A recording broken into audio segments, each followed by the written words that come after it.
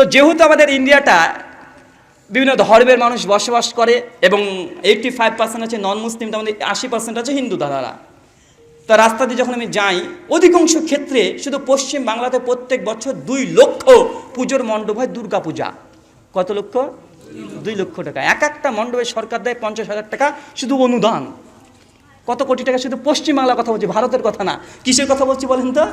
পশ্চিম বাংলা। মাত্র 25টা জেলার কথা বলছি, মানে 25টা জেলা মিলে একটা পশ্চিম বাংলা।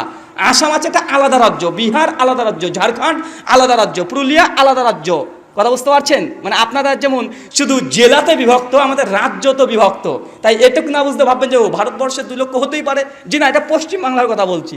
2 লক্ষ পুজো মণ্ডপ হয়। রাস্তায় যখন চলি প্রায় আমাদের একটা জিনিস ফেস করতে হয়, গাড়ি নিয়ে যাচ্ছি, হঠাৎই দেখছি যে কিছু মানে যুবক হিন্দু দাদারা আছে, তারা গাড়িটাকে থামিয়ে দেয়। কি সমস্যা? তো পুজোর চাঁদা লাগবে, আর আমি তো মুসলিম, পুজোর চাঁদা কীভাবে দিই? এবং আমাদের এই ফেসটা সবচেয়ে বেশি করতে হবে মুসলিমদেরকে। তো কয়েক বছর আগের একটা ঘটনা বলি, কেন বলছি, এই জন্য টাকা কোন পথে ব্যয় করছেন এটা হিসাব কিয়ামতের মাঠে লাগবে। তো একদিন আমি যাচ্ছি নদিয়া কৃষ্ণনগর সিটিটার নাম, পাশ দিয়ে চলে যাচ্ছি গাড়ি নিয়ে, হঠাৎ দেখছি 8-10 জন যুবক আমাদের বয়সের সেমেস, তারা এসে গাড়িটাকে আটকে দিয়েছে। আমি তো ভয় পেয়েছি, কী অবাক, জয়শ্রীরাম বলাবে নাকি আমাকে দিয়ে? আর তখন জয়শ্রীরামে খুব তোলপাড় চলছে। আমি তখন সঙ্গে সঙ্গে ভিতর সন্ত্রস্ত হচ্ছে, কি না জানি হয়। থামিয়ে যখন দিয়েছে, টুক করে গাড়ির কাছ থেকে 2 ইঞ্চি খুলে বলছি, দাদা কি বলছেন, কিছু বলবেন? উনি তো বলছে, মৌলভী সাহেব আর বলিয়েন না, সামনে শারদীয় উৎসব আসে, এখন আমাদের কিছু চাঁদা লাগবে। আমি বলছি, বেঁচেছি রে বাবা, চাঁদা চাইছে, জয়শ্রীরাম বলাচ্ছে না। আমি তখন সঙ্গে সঙ্গে মনে মনে একটা পরিকল্পনা করেছি যে এসেছে যখন ইসলামের দাওয়াতটা দিয়ে দিই, দাওয়াত 24 ঘন্টা চলবে। চলে যখন এসেছে আর ছাড় নাই, দাওয়াতটা দিয়ে দিই, এই নিয়ত করে সঙ্গে সঙ্গে আমি গাড়ির কাজটা পুরোটাই খুলে দিয়েছি। খুলে দিয়ে তখন আমি জেনেও না জানা ভান করে বলছি, দাদা কি বললেন, কি পুজো? বলছে দুর্গা পুজো। আমি বলছি, দুর্গা পুজো দাদা, এটা আবার কি? উনি তখন বলছেন, আরে মৌলভী সাহেব আর বলেন না, দুর্গা পুজো চিনেন না? আরে ওটা তো ভগবান। আমি তাই নাকি? বলছে জি হ্যাঁ। আমি দাদা, দেবী দুর্গা তিনি যদি ভগবান হবেন, তো আমি যে আল্লাহর জন্য প্রতিদিন 5 ওয়াক্ত নামাজ পড়ি, এই আল্লাহ আবার কি দা? উনি তখন হাসতে হাসতে, আরে মৌলভী সাহেব আপনি এটা জানেন না, আরে দুর্গা হচ্ছে হিন্দুদের আল্লাহ, আর আপনার যার পুজো করেন তা আপনার মুসলিমদের আল্লাহ। মানে উনি ভাবছেন কিছু বুঝি না, আগেটা বুঝ দিচ্ছে।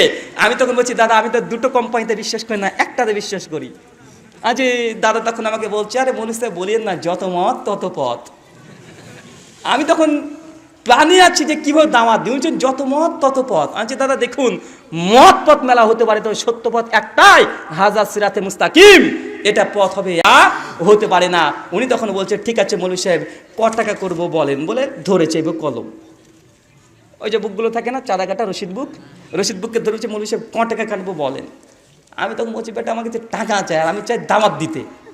অবশেষে আমি একটা প্ল্যান করলাম। আমি তখন বলছি, দাদা একটা প্রশ্ন জিজ্ঞাসা করি। বলছে জি মৌলভী সাহেব বলুন। আমি তখন বলছি, দাদা এই যে দেবী দুর্গায় যে ভগবান, আপনি যে তাকে ঈশ্বর বিশ্বাস করেন, আপনার ক্রিয়েটর, আপনার স্রষ্টা, গোটা বিশ্বজগতের স্রষ্টা বিশ্বাস করেন, দেবী দুর্গায় যে ভগবান, এর পক্ষে আপনার কাছে কি প্রমাণ আছে?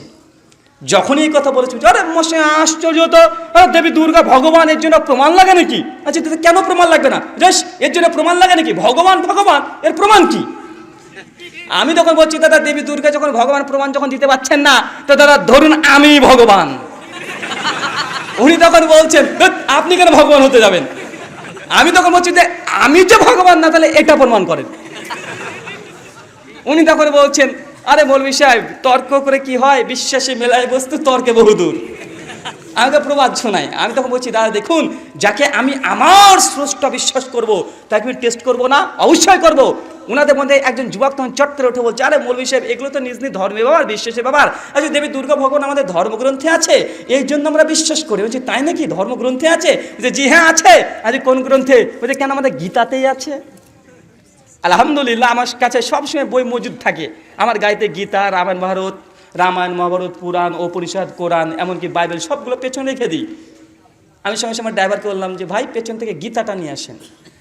আর যখন বলছি গীতা নিয়েছেন, তাকিয়ে আছে, কি করে রে বাবা, এখনও আছে, বাইবেল টাইবেল সব ব্যাগে এখন আছে, গাড়িতেও আছে।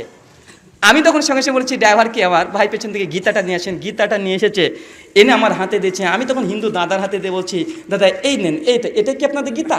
বলছে জি মৌলভী সাহেব এটা আমাদের গীতা। হ্যাঁ এটা আমাদের গীতা। আমি বলছি দাদা এই গোটা গীতা থেকে একবার আপনি দেখিয়ে দেন দেবী দুর্গা ভগবান, এই দুটো শব্দ গীতা থেকে যদি একবার দেখাতে পারেন, আমি মুসলিম ওয়াদা দিচ্ছি 10 টাকা নয় 10 লাখ টাকা যদি লাগে আমি আপনাকে দিয়ে যাব। উনি তখন ওর জানে এটা কোনো ব্যাপার নাকি, বুঝাই তুই তো গীতা জানিস বলে একজনকে গীতা দিয়ে দিয়েছে। গীতা নিয়ে গীতা উল্টাচ্ছে, পৃষ্ঠা উল্টাচ্ছে। আমি কয়েক মিনিট পর বলছি দাদা পেয়েছেন, কোনো কথা বলে না। আরও কিছুক্ষণ পর বলছি দাদা পেয়েছেন, কোনো কথা বলছে না। তৃতীয়বার যখন বলছি দাদা পেয়েছেন দেবী দুর্গা ভগবান, এই কথাটা আরে মৌলভী সাহেব এত মোটা গীতা এত তাড়াতাড়ি কি পাবো নাকি? আমি তখন বলছি যে দাদা আসলে আমার হাতেতে সময় না, আমার প্রোগ্রাম আছে, আরও 200 কিলোমিটার আমার যেতে হবে। তো আমি টুক করে পকেট থেকে একটা আমার ভিজিটিং কার্ড দিয়ে তখন বলছি দাদা এই যে কার্ডটা থাকলো, পেছনে নাম্বার দেওয়া আছে, দুর্গা ভগবান এই দুটো শব্দ যদি গীতা থেকে আপনি দেখাতে পারেন, একটা জাস্ট আপনি ফোন করবেন, আপনাকে টাকা নিয়ে আমি বাড়িতে উপস্থিত হব, এই আমার কার্ডটা রেখে দেন। এই কথা বলেছি।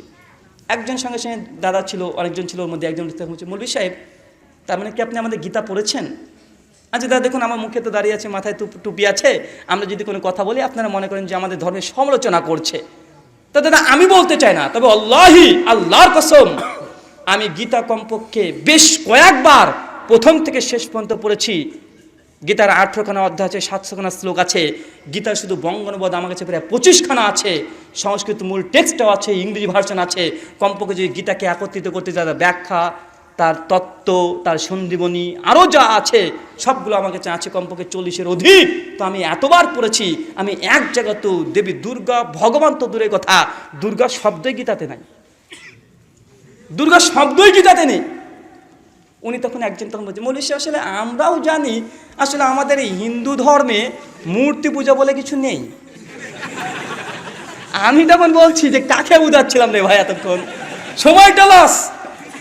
ওদের মধ্যে মৌলভী সাহেব ঠিক আছে এক কাজ করেন, অনেক তো আলোচনা, অন্তত 10 টাকা দেন। 5 থেকে একজন বলছে মৌলভী সাহেব তো খুব কিপটারে, টাকা দেয় না, তো কথা বলে। আর আমি আছে দাওয়াতগুলো কিভাবে দেবো? আর ওখান থেকে একজন বলছে যে আসলে আমরাও জানি আমাদের ধর্মগ্রন্থে মূর্তি পূজা নেই। আমি তখন বলছি দাদা তাহলে করেন কেন? আপনি যে জানেন এতক্ষণ আমাকে খরচ করছেন। উনি তখন বলছে দেখুন দাদা আসলে এটা পরম্পরা ধরে চলে আসছে, বাপ দাদা পুরো পুরুষদের আমরা করে আসছি, এই জন্যই করতে হয়। আমি বুঝতে পারলাম জি এটা হচ্ছে করোনা ভাইরাস। আমাদের মুসলিম সমাজ আছে না, বাপ মারা গেছে 40 দিন পর 40-এ খাওয়াচ্ছে বেটা, খুব পরিশ্রম, 5 ভাই, এই তুই দিবি একটা গরু, তুই দিবি একটা গরু, তুই চাল দিবি, তুই ডাল দিবি, আমি প্যান্ডেলে খরচ দেবো, মিষ্টি দেবো। 5 ভাই মিলে বাপের খানা দিচ্ছে মৈতিখানা, ভাবছে কি না কি করে ফেলেছে। একদম বাপ মারা গেছে মৈতিখানা দিয়েছে, 1000 মানুষকে খাওয়া দিয়েছে 40-এ খানাতে। আর বেটা যখন সবাই খেয়ে চলে গেছে, গামছে ঝেড়ে বলছে আলহামদুলিল্লাহ সব কাজ করে ফেলেছি। আমার বাপ এখন জান্নাতে হাঁটছে। মানে ও ভাবছে বাপের জন্য খানা দিয়েছে, বলছে বাপ এখন জান্নাতে একদম ফুটবল খেলছে, অতই সোজা। যদি বলেন যে ভাই কি বাবার এটা করলেন কেন, এটা করা হয়েছে নেই, আল্লাহ রাসূলের জীবদ্দশায় তার সন্তান মরেছে, রাসূল জিন্দেগিতে মতিখানা দেয় নাই, আল্লাহ রাসূল নিজে মৃত্যুবরণ করেছে, আবু বকর শ্বশুর, আয়েশা তার স্ত্রী জিন্দেগিতে একবার কোনো মানুষকে খাওয়াচ্ছে এই ঘটা করে, এর কোনো প্রমাণ নেই। আয়েশা মরে গেছে, তার অনেকগুলো সাহাবীরা ছিল, কেউ দিল না, আর আপনি কাজ করছেন, দলিল কোথায়? তখন বলবে বলেন কি দলিল, মানে বাপ দাদা পুরো পুরুষ ধরে আসছে। আমি তখন বুঝতে পারলাম যে সমস্যা দুই দিককার। মানে যখন দলিল নাই তখন দুটো দলিল, এক বাপ একটা দাদা। হিন্দু দাদাকে যে সময় দাদা মূর্তি পূজাতে করছেন, দলিল কোথায়? আরে বলিয়েন না, বাপ আর দাদা। হুজুর আপনি মিলাদ করছেন, দলিল কোথায়? বাপ আর দাদা, একই দলিল। আমি তখন বললাম যে এই বাপ দাদার দলিল যে দিয়েছে একে আর বোঝানো সম্ভব না খাইটি ছাড়া। আমি তখন বলছি যে দাদা একটা কথা বলি, বলতে মৌলভী সাহেব ঠিক আছে আপনি অন্তত 10 টাকা দেন তারপরে কথা বলেন। আর আমি তো বাবার থেকে টাকা বের করছি না, কারণ আমি বলছি যতক্ষণ আছে দরটা দিয়ে দিই, তৌহিদের দাওয়াত পৌঁছে গেলে রাস্তার সফর আমার আলহামদুলিল্লাহ সফল। আমি তখন এই কথা বলার পরে বলছি দাদা একটা কথা বলি, বলছে জি বলুন মৌলভী সাহেব বলুন, কি বলবেন বলুন। আমি তখন বলছি যে দাদা দেবী দুর্গা পুজো যখন হয় সেখানে একটা মন্ত্র পাঠ করা হয়, সেটাকে বলে দর্শন মন্ত্র। দর্শন মন্ত্র কি জানেন? উনি বলছে আর মৌলভী সাহেব বলেন না, এগুলো আমি জানি না, এই ঠাকুর পণ্ডিতদের কাজ, ওরাই জানে। আমি তখন বলছি যদি আমি পড়ি তাহলে কি বুঝতে পারবে? হ্যাঁ তা বুঝতে পারবো, এটা দর্শন মন্ত্র যেহেতু অনেকবারই শুনেছি। আমাদের মুসলিম সমাজে এরকম কিছু ছেলেরা আছে, কিছু ব্যক্তি আছে, এই সূরা ফাতিহা বল, জানি না, আলহামদুলিল্লাহ বল, হ্যাঁ আলহামদুলিল্লাহি রাব্বিল আলামিন, আছে না নাই বলেন তো? যদি বলে সূরা ইখলাস বল তো, সূরা ইখলাস জানি না, এই কুল সূরাটা বল, ও কুল, হ্যাঁ শুরু করে দিয়েছে। তা আমি তখন ভাবছি যে ওই ক্যাটাগরি ওদের মধ্যেও আছে। আমি তখন বলছি দাদা দর্শন মন্ত্র যদি পড়ি বুঝতে পারেন? বলছে হ্যাঁ মৌলভী সাহেব তা বুঝতে পারবো। আমি তখন বলছি ঠিক আছে কোনো সমস্যা নেই। আমি তখন মন্ত্র কিছু অংশ পড়েছি, মন্ত্র কোনটা পড়েছেন সেটা আপনাকে শোনাই। মন্ত্র বলছে দেখেন, ইয়া দেবী সর্বভূতেষু মাতৃরূপেষু সংস্থিতাঃ নমস্তাস্যৈ নমস্তাস্যৈ নমস্তাস্যৈ নমো নমঃ। ইয়া দেবী সর্বভূতেষু লক্ষ্মীরূপেষু সংস্থিতাঃ নমস্তাস্যৈ নমস্তাস্যৈ নমস্তাস্যৈ নমো নমঃ। কি ভাবছেন? ভাবছেন যে ভারত থেকে কাকে ধরে আসলাম, ঠাকুর না মৌলভী সাহেব? যদি মন্দিরের মানে দায়িত্ব দিয়ে দেয়, মন্দির বন্ধ থাকবে না, ওটা চালিয়ে দিতে পারবো, আর কেউ বুঝতেও পারবে না। ঠিক কারণ সংস্কৃত শ্লোক অনুভব করে দেবো, বুঝতে পারবে না এটা মৌলভী সাহেব না ঠাকুর, কিছু করতে হবে না। টুপিটা খুলে ফেলে শুধুমাত্র একটা তিলক লাগিয়ে গোপটাকে একটু পাকিয়ে দিলে হয়ে গেল, আর কিছু লাগবে না। মন্ত্র বলছে ইয়া দেবী। ভাই বলুন তো দেবী স্ত্রীলিঙ্গ না পুংলিঙ্গ? স্ত্রীলিঙ্গ, আমরা সকলেই জানি। আমি তো সেই দাদাকে তখন বলছি, দাদারা হিন্দু ধর্মগ্রন্থে ঈশ্বরের কিভাবে ঈশ্বরকে চিনবেন, কে ঈশ্বর, এর জন্য একটা ডেফিনেশন দেওয়া আছে, সংজ্ঞা দেওয়া আছে কিভাবে ঈশ্বরকে চিনবেন। তো এটা হচ্ছে শ্বেতাসূত্র পরিষদ অধ্যায় নম্বর 6 শ্লোক নম্বর 9। আমি ওনার হাতে ধরে দিয়েছি, দিয়ে তখন বলছি দেখেন এখানে লেখা আছে। উনি তখন দেখছেন, আমি তখন বলছি কি মন্ত্র আছে, নাচশ্চ কাশ্চিৎ পতিরাস্তি লোকো নাচে সীতা শিকারা নাম কারণাপাদীপ নাচশ্চ কাশ্চিৎ জনিতা না যদিপা। যিনি ঈশ্বর হবেন নাচশ্চ কাশ্চিৎ পতিরাস্তি লোকো নাচে সীতা লিঙ্গামা। যিনি ঈশ্বর হবেন নচা লিঙ্গামা, তার কোনো লিঙ্গ থাকবে না। ইয়া দেবী, দেবী তো স্ত্রীলিঙ্গ। আমরা দেখি দেবী দুর্গা পূজা, উনি তো একজন নারী। আচ্ছা দাদা ধর্মগ্রন্থ বলছে যিনি ঈশ্বর হবেন সে নারী হবেন না, সে পুরুষও হবে না। অথচ দেবী দুর্গাকে আমি দেখছি সে নারী। এখন কোনটা ঠিক? দুর্গা এটা ঠিক, আপনার বিশ্বাস ঠিক না ধর্মগ্রন্থ ঠিক? হয় ধর্মগ্রন্থ ঠিক আছে, আপনাদের বিশ্বাসটা ভুল, অথবা বিশ্বাস ভুল ঠিক আছে, ধর্মগ্রন্থ ভুল। যে কোনো একটা ঠিক হবে, একটা ভুল হবে। উনি তখন আসলে কিছু কথা বলছে না। আমি তখন বলছি দ্বিতীয় মন্ত্র কি বলছে, নাচশ্চ কাশ্চিৎ পতি রাস্তি লোক। ভাই পতি মানে কি? পতি মানে স্বামী, হাজবেন্ড, স্বামী। স্বামীকে বলে পতি, হিন্দিতে বলে, সংস্কৃতও বলে। আমি তখন বলছি দাদাকে, দাদা দেবী দুর্গার কি স্বামী ছিল, হাজবেন্ড ছিল? কেন থাকবে না, ছিলই তো। কে? দেবীর দেব মহাদেব শিব, নীলকণ্ঠ, রুদ্রা, মহেশ্বর, অনেকগুলো নাম। আমি তখন বলছি দাদা ধর্মগ্রন্থ যে বলছে যিনি ঈশ্বর হবেন তার কোনো পাতি, তার কোনো স্বামী থাকবে না, অথচ দেবী দুর্গা তার স্বামী ছিল, তার নাম শিব। তো দাদা বলুন তখন কোনটা ঠিক আমি বিশ্বাস করি?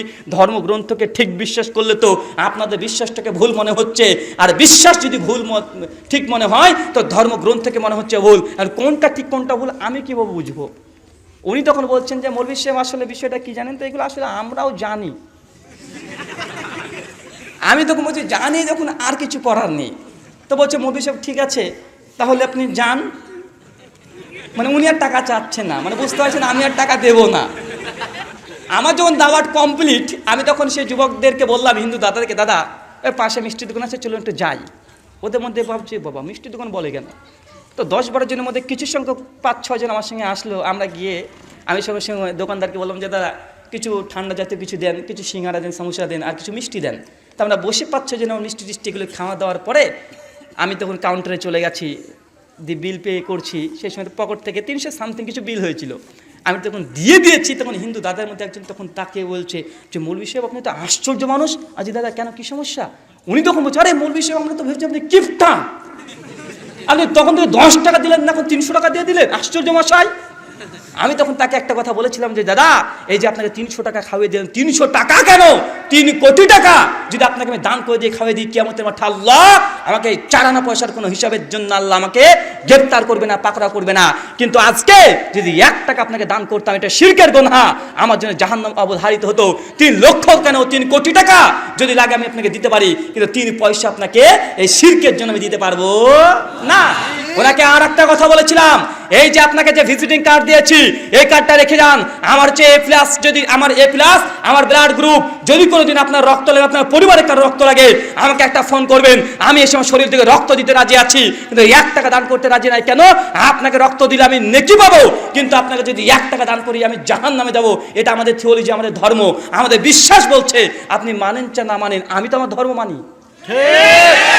তার জন্য ধর্ম যার যার, উৎসব সবার, এটা 100% ভুল কথা। এটা দিয়ে চলে না। ধর্ম যার যার, উৎসব সবার। এটা ইন্ডিয়াতে যদি এই স্লোগানটা হয় কি হবে বলেন তো? যদি বাংলাদেশে যদি সত্যি করে কার্যকারী করে দেন ধর্ম যার যার, উৎসব সভা, তো সব হিন্দুদেরকে গরু গোস খাওয়াতে হবে। বলে নাউজুবিল্লাহ মিন জালিক। এটা ইসলাম কখনো স্বীকার করে না। জোরপূর্বক কাউকে যেটা তাদের মনে করে হারাম তাকে খাওয়াই দিবেন, বা এটা ইসলাম মনে হয়, এটা ইসলাম নয়। প্রতারণা কারোর সঙ্গে করা যাবে না। কোনো হিন্দু দাদাকে আপনি গরুর গোস, খাসির গোস বলে চালে যদি খাওয়িয়ে দেন, আপনার জন্য গুনাহ হবে। এটা নেকির কাজ নয়, এটা ইসলাম। কারোর সঙ্গে প্রতারণা চলবে না। সে নাস্তিক হোক, সে কাফের হোক, সে মুরতাদ হোক, ভাই আপনার সঙ্গে তার প্রতারণা চলবে? জি না। তাকে বোঝাতে হবে ইসলাম ওইসব অশৃঙ্খলা কিছু বিশ্বাস করেন। ইসলাম বাস্তবমুখী ধর্ম, কোনো মানুষের সঙ্গে প্রতারণা করতে বলে না, নিজেও প্রতারিত হতে বলে না। এর নাম হচ্ছে ইসলাম। আমি ওই দাদাকে বলেছিলাম, তখনই ওই দাদা আমাকে একটা কমেন্ট করেছিল। উনি বলছিলেন যে দাদা আপনি ধর্ম পালন করছেন, যে ধর্ম যদি পালন করতে গেলে কম্প্রোমাইজ, আল্লাহর সঙ্গে কোনো কম্প্রোমাইজ চলবে না। কিন্তু মানুষ আজকে আল্লাহর সঙ্গে কম্প্রোমাইজ করে কি করে না? করে। এটা জানি, এটা ইসলাম বলছে, কোরআনে আছে জানি, কিন্তু কি করব, সমাজ চলছে। আছে না ভাই?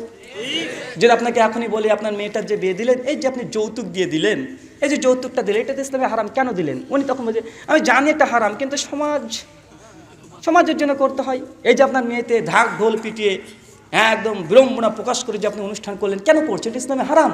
আমি জানি এটা হারাম, কিন্তু সোসাইটি এভাবে চলছে, না করলে মানুষ কি বলবে? মানে মানুষকে ঠিক রাখার জন্য আল্লাহর সঙ্গে কম্প্রোমাইজ চিন্তা করেছেন। আশ্চর্য বিষয়। আপনাকে ছোট্ট কয়েকটা কথা বলে আজকে আলোচনা শেষ করব। আমি আপনাকে বোঝাচ্ছিলাম যুব সমাজের অধপতনের কারণ। এবার কারণটা কয়েকটা আপনাকে শুধুমাত্র বলে দিই। ভাই বন্ধু, একজন যুবক, একজন যুবক, একটা ছেলে, একটা মেয়ে আজকে ধ্বংস হয়ে যাচ্ছে। আপনি বাপ, আপনার ছেলে, আপনার মেয়ে যে ধ্বংস হয়ে যাচ্ছে, এর জন্য প্রথম দায়ী কাকে করবেন বলেন তো? কে দায়ী? কে দায়ী? কথা বলেন।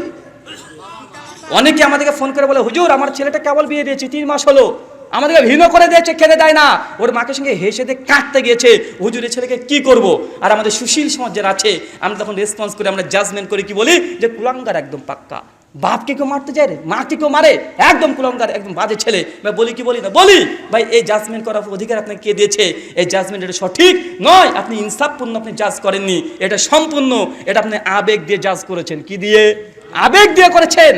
আপনি নিজেই দেখছেন, রাস্তা দিয়ে চলছেন, একটা মানুষ অ্যাক্সিডেন্টে উল্টে পড়ে রক্তাক্ত শরীর দিয়ে রক্ত বেরোচ্ছে, আপনি একটা সেলফি তুলে দিয়েছেন, সেলফি তুলে দিয়ে আপনি ফেসবুকে দিয়ে দিয়েছেন। আছে না নাই? কথা বলেন। আছে, বাস্তব আপনার সঙ্গে ঘটছে।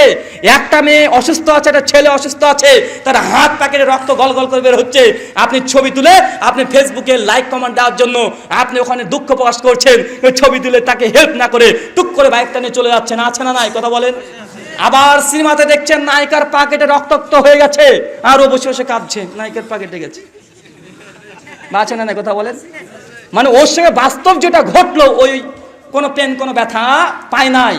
সিনেমাতে তার এতটা মনোযোগ দিয়ে দেখছে। বা বলুন তো, আজকে এই যুবকটা সিনেমা দেখে কাঁদছে, মেয়েরা সিনেমা দেখে কাঁদছে, কিন্তু নিজের বাপ মার সঙ্গে, নিজের প্রতিবেশীর সঙ্গে এই বাস্তব ঘটনা ঘটার সময় চোখ দিয়ে পানিতে দূরের কথা, হাসি দিয়ে যায় কি যায় না? যায়। তার জন্য আমি বলছি, যে জাজমেন্ট আপনি করছেন, এই জাজমেন্ট করার অধিকার আপনার নেই। মনে রাখবেন, একটা সন্তান, একটা আজকে মেয়ে ধর্ষিতা হচ্ছে, ছেলে ধর্ষক হচ্ছে, এটা বাপ মার কারণে। কার কারণে? আপনার মেয়েকে কেউ যদি ধর্ষণ করে, এটা আপনার বাপ মার জিম্মেদারি, বাপ মার এটা দায়িত্বহীনতার কারণে আজকে তার নিজ মেয়েটা ধর্ষণ হয়। কয়েকটা প্রমাণ আপনাকে দিই কোরআন আর হাদিস থেকে। সূরা রুম খুলবেন, আয়াত নম্বর 31 এবং সহিহ বুখারী হাদিস নম্বর 1384। আল্লাহ রাসূল বলছেন যে পৃথিবীতে প্রত্যেকটা আদমী সন্তান যখন পৃথিবীতে জন্মগ্রহণ করে, সে দিনুল ফিতার তথা মুসলিম হয়ে জন্মগ্রহণ করে। সে চোর ডাকাতে জন্মগ্রহণ হয় না, সে ব্যভিচারী ধর্ষক হয়ে সে জন্মগ্রহণ করে না। তার মাথাতে কোনো পাপ চিহ্ন, পাপ করার কোনো প্রবণতা থাকে না, নেকি করার কোনো প্রবণতা থাকে না, ফ্রেশ একদম সাদা হয়ে থাকে। তারপর তার বাপ মা তাকে ইহুদি বানায়, তার বাপ মা তাকে খ্রিস্টান বানায়, তার প্রতিবেশী তাকে অগ্নি পূজারী, মূর্তি পূজারী বানায়। বা বলতে ছেলে ধ্বংসের জন্য আল্লাহ রাসূল কাকে দোষী করেছে? কথা বলেন। বাপ মা, প্রতিবেশী। আপনি বুঝতে পারছেন যে বাপ মা কিভাবে দোষী হয়, প্রতিবেশী কিভাবে দোষী হয়? জি, একটা ছেলে মেয়ে ধ্বংসের জন্য বাপ মা হচ্ছে প্রথম দোষী। আর ছোট্ট আপনাকে উদাহরণ দিয়ে আপনি বুঝতে পারবেন। আপনার ভাতিজা আছে, মানে চাচা, কে? চাচা তার ছোট্ট ভাতিজাকে বলছে, এদিকে আয়, 20 টাকা বের করে দিয়েছে, বলছে যা এক প্যাকেট সিগারেট নেয়, একটা দিশলাই নিয়ে আয়, এই কথা বলছে। ছেলেটাকে বলার পরে বলছে যা যা বাজবে চকলেট খাবি। আছে না নেই?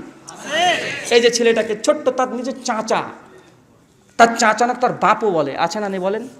ভাবুন তো, এই ছেলেটা যদি তার বাপের প্রতিদিন সিগারেটটাকে বহন করে, এই কিছুদিন পরে তার বাপের পকেট থেকে এমনি একটা সিগারেট নিয়ে পায়খানা করে এমনি টানবে। কারণ ছোট্ট একটা শিশু, সে হচ্ছে অনুকরণ প্রিয়, যা দেখবে তাই শিখবে, অন্য কিছু শেখে না। আর ছোট্ট শিশু যা সাইকোলজি নিয়ে পড়াশোনা করেছেন তারা জানেন, আর ছোট্ট শিশু সে অনুকরণ প্রিয়। কেন? কারণ সে যা দেখে হুবহু করে, কোনো প্রশ্ন তার মধ্যে আসে না। এই জন্য দেখবেন আপনার ছোট্ট সোনামণি যে মাটা আছে, মানে আপনার মেয়েটা আছে, সোনামণি আপনার মেয়ে আছে, ওই মেয়েটা দেখবেন তার মা যেভাবে ঝাড়ু দেয় ঠিক ওই স্টাইলে ঝাড়ু দিচ্ছে।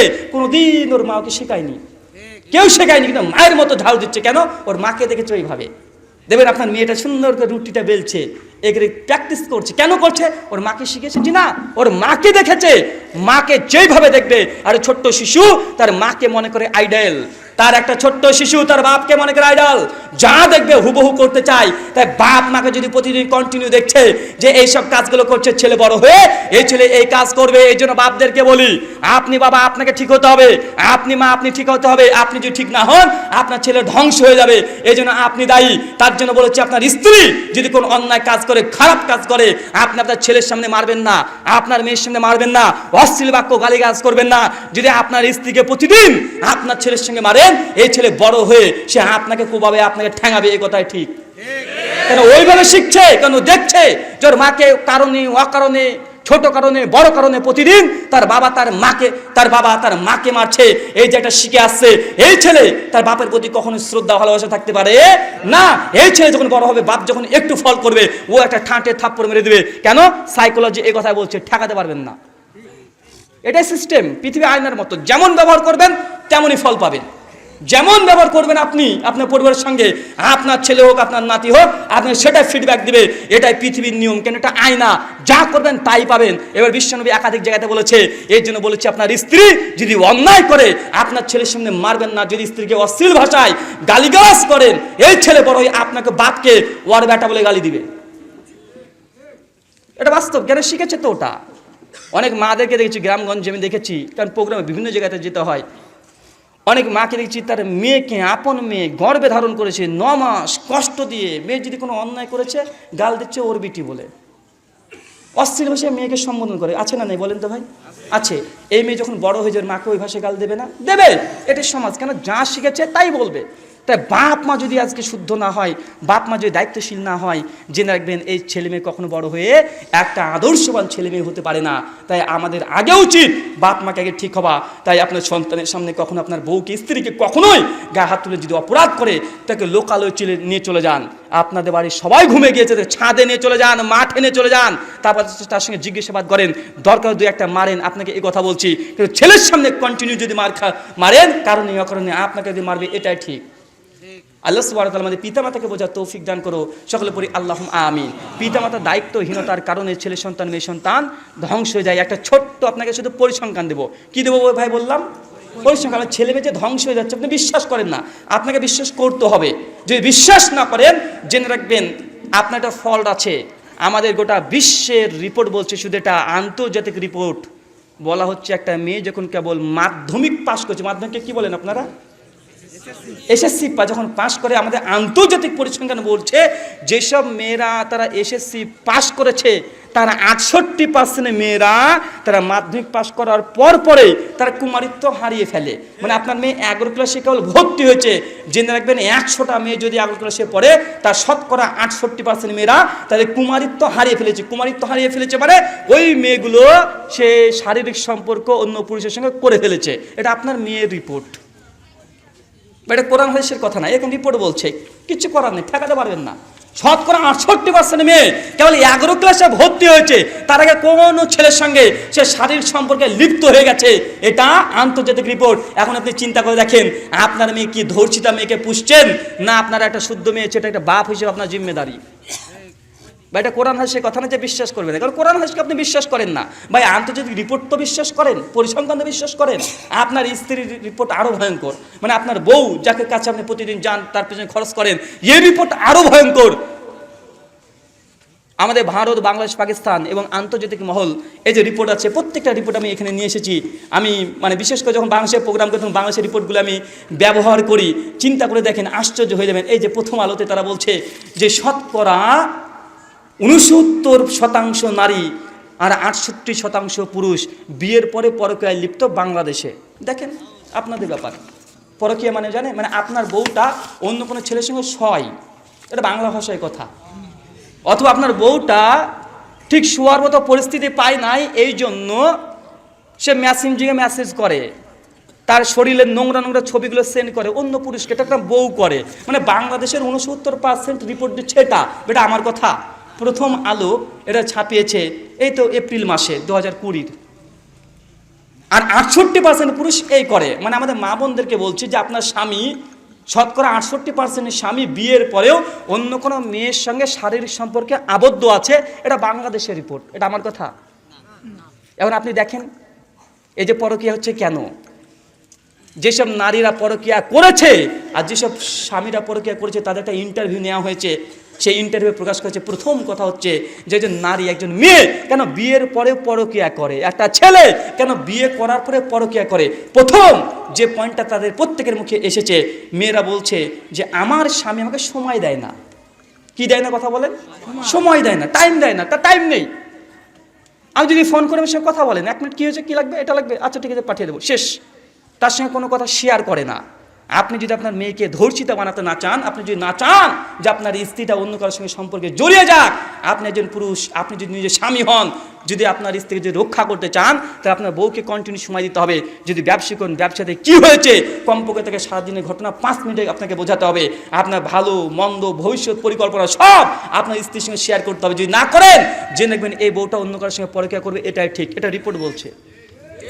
যদি আপনি চান যে না আপনি আপনার স্বামী, আপনি সারাদিন টাকা খরচ দিচ্ছেন, কেন আপনার বউ কারোর সঙ্গে প্রেম করবে, কেন তা অন্য কারোর সঙ্গে শুতে যাবে, এটা যদি আপনি যদি মনে করেন না বিবেকে বাধা দেয়, তাহলে আপনাকে আপনাকে সময় দিতে হবে আপনার স্ত্রীকে। নচেত জেনে রাখবেন এই কাজটা হয়ে গেছে, এটা হচ্ছে আপনার স্ত্রী রিপোর্ট। আর অসংখ্য আছে। এ দেখেন আপনাদের বাংলাদেশের একটা রিপোর্ট আমি পেয়েছি, এখানে বলা হচ্ছে যারা গার্মেন্টসে চাকরি করে তাদের মধ্যে শতকরা 55% মেয়েরা তারা যৌন হয়রানি হয়। কথা বুঝতে পারছেন? বা একটা রিপোর্ট বলছে, বাংলাদেশের রিপোর্ট, এটা হচ্ছে jagonews.com থেকে তারা ছাপিয়েছে। এবার চিন্তা করে দেখেন কি করবেন, এটা আপনার ব্যাপার। আপনি যদি স্বামী হন তাহলে আপনার দায়িত্ব, এটা আমি বলার দায়িত্ব আমি বলে গেলাম। চিন্তা করে দেখেন শতকরা 98% মেয়ে, শতকরা 86% মেয়েরা তারা জীবনে একবার না একবার যৌন হয়রানি হয়েছে। যৌন হয়রানি বোঝেন? মানে আপনার মেয়েটাকে আপনি পাঠিয়ে দিয়েছেন গাড়িতে, পরীক্ষা দিতে পাঠিয়েছেন, গাড়িতে গিয়েছে, তো পাশে যে যুবক ছেলেটা ছিল আপনার মেয়ের এই কোমরে গিয়ে হাত দিয়েছে, এটাকে বলে যৌন হয়রানি। গাড়ির মধ্যে দাঁড়িয়ে আছে, ওর সঙ্গে একটু শরীরে টাচ করছে, ওকে ডিস্টার্ব করছে, এটাকে বলা হয় যৌন হয়রানি। আরও আশ্চর্য রিপোর্ট আপনি শুনলে অবাক হয়ে, সবগুলো নিয়ে এসেছি। বলা হচ্ছে যেসব নারীরা ধর্ষিতা হয়, যেসব নারীদেরকে প্রথম যৌন হয়রানি করা হয়, এটা হয় নিজের রিলেটিভের মধ্যে থেকে। রিলেটিভ মানে নিজের ক্লোজ, নিজের পরিবারের মধ্য থেকে একটা মেয়েকে প্রথম যৌন হয়রানি করা হয়। তাদের মধ্যে কারা? চাচাতো ভাই, মামাতো ভাই, খালাতো ভাই, ফুপাতো ভাই, দুলা ভাই, বন্ধুর বাপের ছেলে, মায়ের বান্ধবীর ছেলে, প্রতিবেশী, এরাই প্রথম একটা মেয়েকে যৌন হয়রানি প্রথম করে। চিন্তা করছেন কত ভয়ঙ্কর। আপনি তো মনে করছেন যে আপনার মেয়েটাকে পাঠিয়েছেন চাচাতো ভাইয়ের সঙ্গে, মনে করছেন চাচাতো ভাই ফেরেশতা। কিন্তু ভারত গোটা বিশ্বের রিপোর্ট বলছে শতকরা যেসব মেয়েরা যৌন হয়রানি হয়েছে, শতকরা তাদের সিংহভাগ প্রথম যে যৌন হয়রানির শিকার হয়েছে নিজের ক্লোজ, নিজের পরিবারের মধ্যে থেকে। কিন্তু আপনি তো মনে করছেন যে না, যাদের সঙ্গে আপনি পাঠাচ্ছেন সেফ মনে করছেন। চিন্তা করে দেখেন আপনার মেয়েটা সেফ আছে কি? কেন? যেসব মেয়েরা আজকে এসেছে তারাও বুকে হাত দিয়ে বলতে পারবে যে হ্যাঁ, প্রথম যে যৌন হয়রানি কার কাছ থেকে হয়েছে, দেখবেন বাইরের কোনো মানুষের কাছ থেকে নয়, নিজের একদম আত্মীয় স্বজনের মধ্যে থেকে। যে একদম চাচাতো ভাই, মামাতো ভাই, খালাতো ভাই, ফুফাতো ভাই, দুলা ভাই, প্রতিবেশী, এদের কাছ থেকে প্রথম একজন মেয়ের যৌন হয়রানি মানে আপনার তার সিক্রেট যে পাসগুলো আছে, মানে তার নারী যেগুলো দেখলে বোঝা যায় এইসব জায়গায় টাচ করা, স্পর্শ করা, ঘষাঘষি করা, কুপ্রস্তাব দেওয়া, খারাপ কথা বলা, ঘষাঘষি করা, এটা প্রথম কারা করে? তার নিজের পরিবারের মধ্যে থেকে। চিন্তা করে দেখেন আপনার মেয়েটাকে কিভাবে সেভ করবেন, এটা আপনার দায়িত্ব। যুব সমাজ ধ্বংসের পেছনে মূল কারণ তার বাপ মা। কেন? বাপ মা নিজে জানে না যে তার মেয়ে কখন পড়তে যায়, কখন প্রাইভেট আছে, কখন ছুটি হয়, কখন স্কুল আছে, কখন কলেজ আছে। আপনি যদি বাপ হন, আপনাকে এটাও জানতে হবে আপনার মেয়ে যেখানে পড়তে যায় ওই মাস্টারের চরিত্র কেমন, বাপ মার জিম্মেদারি। আপনার মেয়েটাকে যদি শিক্ষিত করতে চান, বাড়িতে পড়ান। বাড়িতে তার মানে এই নয় লোকালয়ে পড়াবেন, একদম ডাইনিং টেবিলে পড়বে, আপনার মেয়েটাকে ডাইনিং টেবিলে একজন শিক্ষক বা শিক্ষিকা নিয়োগ করেন, ডাইনিং টেবিলে পড়ে বাপ মা চোখের সামনে থাকবে, লোকালে কোনো পর্দার অন্তর যেন না হয়। কেন এর উপর সবচেয়ে ভয়ঙ্কর যে গোপনে যারা পড়াশোনা করেছে তাদের মধ্যে এর পরিসংখ্যান আরো বেশি। তাই বাপ মার জিম্মেদারি তার মেয়েটাকে তার ছেলেটাকে এইভাবে মানুষ করতে হবে। যদি আপনি মনে করেন যে না যেমন ইচ্ছে তেমন করুক, তার মানে জানতে হবে যে আপনার মেয়ে ধর্ষণ হচ্ছে, ধর্ষিতা হচ্ছে, বাপ মা এটাকে কেয়ার করছেন, এটা আপনার ব্যাপার। আল্লাহ সুবহানাহু ওয়া তাআলা কথাগুলো আমাদেরকে বোঝার তৌফিক দান করো, সকলে বলি আল্লাহুম্মা আমিন। যুব সমাজ ধ্বংসের জন্য ছোট্ট একটা কথা দিয়ে আলোচনা শেষ করে দেব। ভাই বাগান বোঝেন? বাগান, জঙ্গল বোঝেন? বাগান আর জঙ্গল পার্থক্য কি? বাগানও গাছ থাকে, জঙ্গলও গাছ থাকে। জঙ্গল মানে কি? সুন্দর একটা গাছ আছে, পাশে আছে একটা বিষাক্ত গাছ, সুন্দর একটা ফুল ধরে আছে, পাশে আছে একটা বিষাক্ত ফল, একটা সাপ, একটা বিছুতা, এটা ভয়ঙ্কর একটা পরিবেশ নিয়ে গাছ, একটা জঙ্গল এটা হয়ে ওঠে। কেন? জঙ্গলটাই অনাদরে, কেউ পরিচর্যা করে না, কেউ সময় দেয় নাই, তারপরে টাইম ব্যয় করে নাই। আর বাগান খুব সুন্দর লাগে। কেন? কারণ বাগানের পেছনে 24 ঘন্টা একটা মালি নিযুক্ত থাকে। পাতা বড় হয়েছে কেটে ছোট করে দিচ্ছে, ডাল বড় হয়েছে কেটে ছোট করে দিচ্ছে, পানি বেশি দরকার পানি বেশি দিচ্ছে। এই যে বাগান এত সুন্দর কেন? কারণ শ্রম ব্যয় করা হয়, মালি নিযুক্ত করা হয়েছে, মালি সময় ব্যয় করছে, এর জন্য বাগানটাকে এত সুন্দর লাগে। ভাই আমাদের পরিবারটি, আমাদের সমাজটা এটা জঙ্গল না বাগান? কথা বলেন। জঙ্গল। আর এই জঙ্গলকে কেটে ছাপ করে একদম বাগানের মতো করার দায়িত্ব দিয়েছে আল্লাহ। তার পিতা মাতা বাপ মা হচ্ছে এই বাগানের মালিক। বাপ মা চাইলে তার পরিবারটাকে, তার ছেলে মেয়েকে জঙ্গলে রূপান্তরিত করতে পারে অথবা বাগান করতে পারে। বাপ মা কি করবে? বাপ মার দায়ী। এর জন্য বলেছে আপনার মেয়েকে যদি ধর্ষিতা হতে দিতে চান তো 14 ফেব্রুয়ারি বাড়ি থেকে বের হতে দিবেন। আর যদি মনে করেন যে না কষ্ট করে মেয়েকে জন্ম দিয়েছেন আপনি বাপ, এটা এমনি শুধুমাত্র সুখ অনুভব করতে গিয়ে মেয়ে জন্ম হয়ে গেছে, এমন যদি মনে করেন তাহলে আপনার মেয়েকে 14 ফেব্রুয়ারিতে বের করে দেন বাড়ি থেকে, আমাদের কোনো আপত্তি নেই। যদি না আপনার মেয়েকে আপনি ভালোবাসেন বাপ, তাহলে আপনি 14 ফেব্রুয়ারি বাড়ি থেকে বের করতে দিবেন না, এটা হচ্ছে বাপ। আল্লাহ সুবহানাহু ওয়া তাআলা আমাদের পিতা মাতাকে তুমি বোঝার তৌফিক দান করে, সকল বলে আল্লাহুম্মা আমিন। এই দোয়া এই দাওরা কি আলোচনা শেষ করছি। কিছু প্রশ্ন উত্তর, কি প্রশ্ন উত্তর আছে? যে কিছু প্রশ্ন উত্তর আছে, প্রশ্ন উত্তর দিয়ে আমরা বিদায় নেব, রাত্রি অনেক হয়েছে। জি প্রশ্ন উত্তর। আমরা এখন প্রশ্ন উত্তর পর্ব শুরু করব। যারা প্রশ্ন লিখিত আপনারা করতে স্টেজে আপনাদের প্রশ্নগুলো লিখে পাঠাতে পারেন। আর স্টেজের বাম পাশে ব্রাদার রাহুলের লেখা অ্যাকসেপ্ট বইয়ের ব্যাপারে একটু আপনি বলেন। আচ্ছা ঠিক আছে। আচ্ছা একটা খবর, বিষয়টা হচ্ছে আমার লেখা বাংলাদেশ থেকে 6খানা বই বের হয়েছে। আর আমি আজকে যে ধরনের আলোচনা করলাম এই ধরনের আলোচনা করি না। তো বর্তমান প্রেক্ষাপটকে সামনে রেখে আমি আলোচনাগুলো করতে বাধ্য হচ্ছি। কারণ আমাদের পরিবার যে ধ্বংস হয়ে যায়, ভাই বলুন তার কোরআন হাদিসের দরকার আছে? পরিবার ধ্বংস হয়ে গেলে তো শেষ। তার জন্য যুব শক্তি, যুব সমাজ যারা আছে, আমাদের মেয়েরা আছে, আমাদের বোনরা আছে, ভাইরা আছে, তারা যদি আজকে ধ্বংস হয়ে যায়, আর কিছু প্রশ্ন উত্তরও লাভ নেই, কোরআন হাদিসও লাভ নেই। এই জন্য আসলে আপনার সামনে পেশ করলাম, আসলে মূল্যায়ন করার চেষ্টা করবেন। আর আমার কিছু লেখা বই আছে, একটা বইয়ের নাম হচ্ছে তাকলিদ বিভ্রান্তি নিরসন, মানে মাঝহাব কেন্দ্রিক যে সমাজে 4 মাযহাব মানতে হবে, এটা নিয়ে তারা যতগুলো দলিল দেয় সব আলহামদুলিল্লাহ জবাব দেওয়া আছে। আর একটা বই আছে আহলে হাদিস হানাফি মাযহাব ইখতিলাফ নিরসন, 35টা মাসালা নিয়ে আলোচনা করা হয়েছে। নামাজের তাকবীর থেকে সালাম পর্যন্ত হানাফি ভাইরা যেসব দলিল দিয়ে নামাজ প্রতিষ্ঠা করতে চায় তাদের দলিল যে দুর্বল জয়ীফ, তার প্রত্যেকটা কারণ দেখানো হয়েছে। আরেকটা বই আছে সালাফদের দৃষ্টিকোণে রাফুল ইয়াদাইন কি মানসুক, যারা বলে রুকুতে যাওয়ার আগে রুকু থেকে ওঠার সময়তে রাফুল ইয়াদাইন মানসুক, তাদের জবাই বইটা লেখা। ওই বইটা লিখতে গিয়ে 668টা বই রেফারেন্স আছে। কটা আছে বই? 668টা বই রেফারেন্সই আছে, 1500-এর অধিক শুধু ফুটনোট দেওয়া আছে। আরেকটা বই আছে মৃত ব্যক্তির জন্য জীবিতদের করণীয় এবং বর্জনীয়, মানে বাপ মা মারা গেছে আপনি কি করবেন আর কি করবেন না। 35টা আমল করা যায় কমপক্ষে, বাপ মা যদি মৃত্যুবরণ করে 35টা আমল আছে। আর 35টা আমল নিয়ে এসেছি যেগুলো করতে পারবে না, করলে গোনা হয়, এমন কিছু নিয়ে এসেছি। এই মর্মে টোটালি 6টা বই আছে। 6টা বইয়ের দাম কত বললেন? 350 টাকা প্রেস থেকে নেওয়া। যদি খোলা মার্কেটে কিনতে যান 500 টাকা পার হয়ে যাবে, মানে সরাসরি প্রেস থেকে এসেছে। 350 টাকায় 6খানা বই আছে। আপনারা যারা নিতে চান এখন না আমাদের প্রশ্ন তো শেষ হয়ে বাদিক থেকে স্টেজ থেকে নিয়ে যাবেন। জি প্রশ্ন। যে আমরা বসি, আমরা হাঁটাহাঁটি না করি, আলোচনা চলাকালীন যেভাবে সুশৃঙ্খলভাবে আপনারা অপেক্ষা করে শুনেছেন সেভাবে আপনারা একটু আমাদের সহযোগিতা করবেন। যে প্রশ্ন উত্তর পর্ব। আসসালামু আলাইকুম। ওয়ালাইকুম আসসালাম। এলাকার যুব সমাজ আপনার জীবনী সংক্ষিপ্তভাবে জানতে খুবই ইচ্ছুক।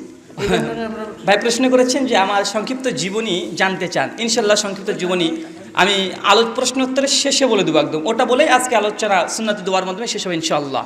জি জাযাকুমুল্লাহ খাইরান। রিলেশনের পরে বিবাহ করা কি জায়েজ হবে? রিলেশনের পরে বিবাহ করা কি জায়েজ হবে? প্রথম কথা, ইসলামে অজ্ঞতাবশত যদি কোনো রিলেশনে জড়িয়ে যান, কি বললাম, সব জ্ঞানে জানা অবস্থায় কোনো মুসলিম কোনো হারাম রিলেশনে যুক্ত হতে পারেন, তা হারাম।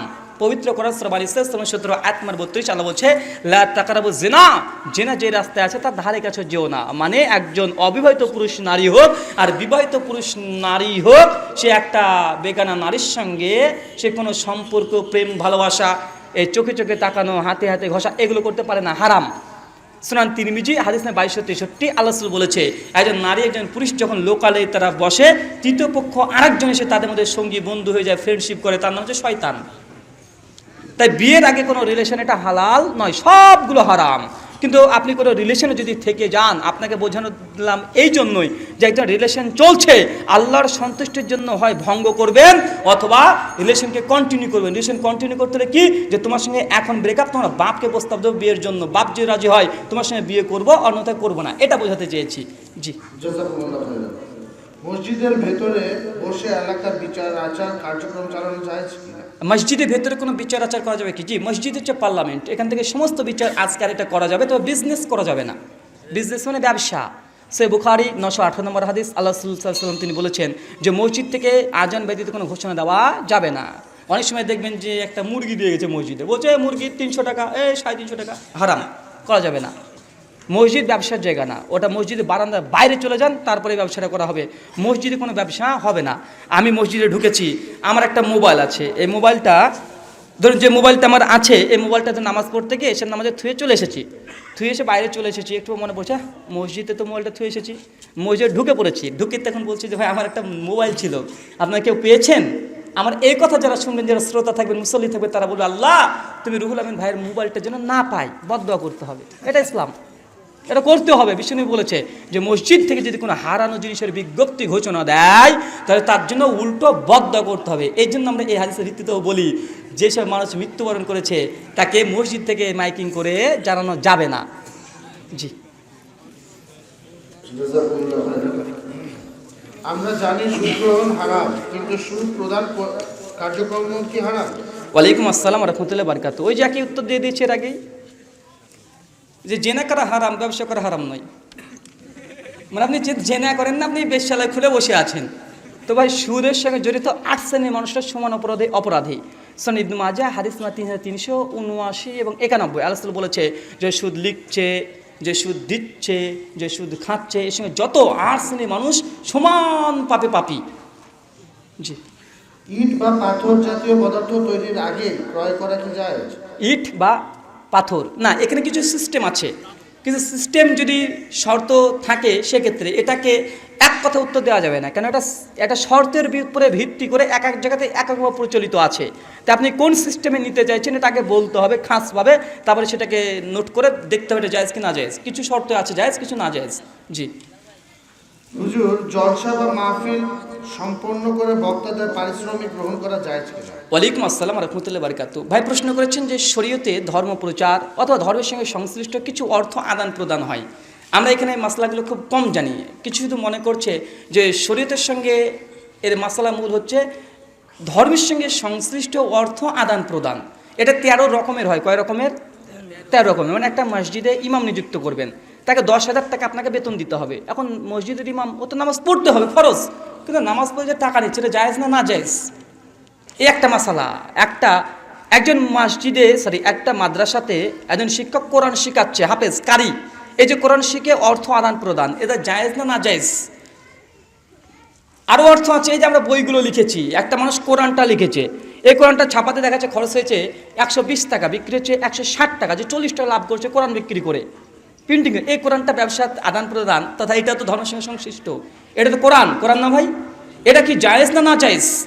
এইভাবে 13খানা মাসালা আছে একসঙ্গে, যেটা শরীয়তের সঙ্গে অর্থের সম্পর্ক। কি বললাম? শরীয়তের সঙ্গে অর্থের সম্পর্ক। সমস্ত ওলেমারা বলেছে এটা জায়েজ। কিছু কিছু আবেগী আলোচক আছে, তারা বলছে এটা না জায়েজ, হারাম। তবে অর্থের সঙ্গে সংশ্লিষ্ট ধর্মের সঙ্গে এটা জায়েজ। এর একাধিক দলিল আছে, বিশেষ করে সুনান তিরমিজি হাদিস নম্বর 2063 খুলবেন। কত বললাম? সুনান তিরমিজি হাদিস নাম্বার 2063। কোন হাদিস?